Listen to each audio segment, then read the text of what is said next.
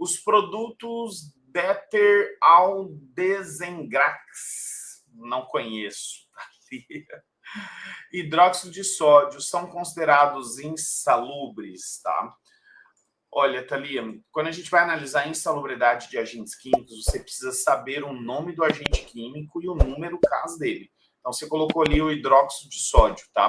Hidróxido de sódio em si, ele não está presente no anexo 11, 12 ou 13 da NR15. Porém, o hidróxido de sódio, ele pode ser classificado como um álcali cáustico.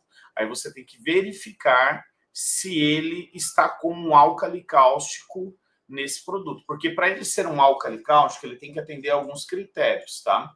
Primeiro critério, ele tem que ser um alcalino, metal alcalino. Então, o sódio, ele faz parte ali da tabela periódica, na coluna 1A ou 2A da tabela periódica, que são os metais alcalinos ou metais alcalinos terrosos. O sódio, ele faz parte dessa tabela, então ele é um alcalino.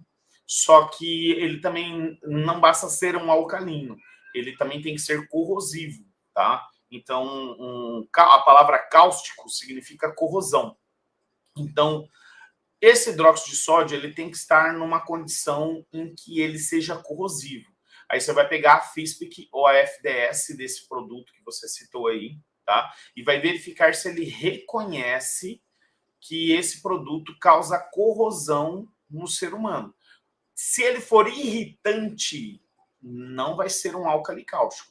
Aí provavelmente esse hidróxido de sódio ele vai estar diluído com outros produtos ou até mesmo com água e ele não vai ter a probabilidade de causar corrosão.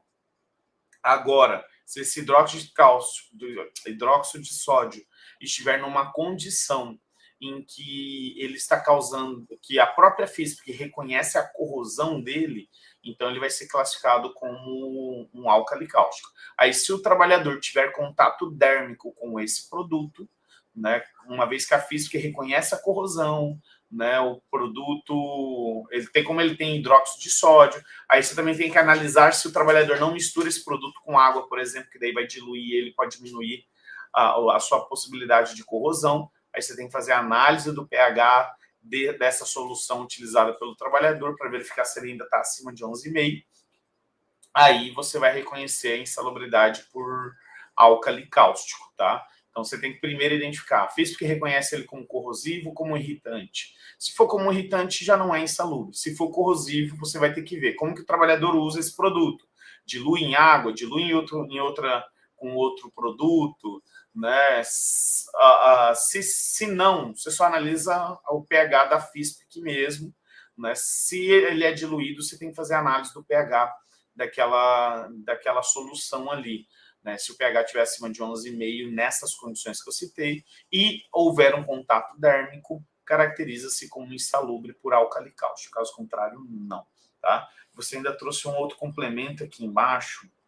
Peróxido de hidrogênio pode ser considerado perigoso para o trabalhador? Aqui já é outra dúvida, né? Vamos concluir a primeira aqui, depois eu já respondo essa segunda dúvida também da Thalia, tá bom? Então, assim, Thalia, o hidróxido de sódio pode ser um álcali cáustico se atender a essas condições, tá? Caso contrário, Thalia, não vai ser classificado como insalubre, tá? Também recomendo para você, do meu curso de elaboração de LTCAT-LIP, tem aula ensinando também a fazer análise de álcali cáustico, como você vai analisar, como você vê na FISP, onde você vê na FISP se ele vai ser classificado como álcali cáustico ou não. Então, como fazer a análise do pH, tudo isso aí a gente ensina também a fazer lá no meu curso de elaboração de LTCAT-LIP, que está na Black November, recomendo aí para vocês, tá? Já aproveitando aqui, como a Thalia fez duas perguntas que eu achei que era a mesma pergunta, mas são diferentes, eu só vou concluir a dúvida dela, passo para a próxima dúvida do Instagram, que é aqui, ó, peróxido de hidrogênio pode ser considerado perigoso para o trabalhador? Thalia, eu já não conheço essa substância, tá? Eu teria que estudar ela, né? Então, assim, o que eu recomendaria? Procura literatura, entendeu? Então, existem literaturas gratuitas e pagas. Então, eu tenho alguns livros, né? Por exemplo, tem esse livro aqui, ele tem 2 volumes, né?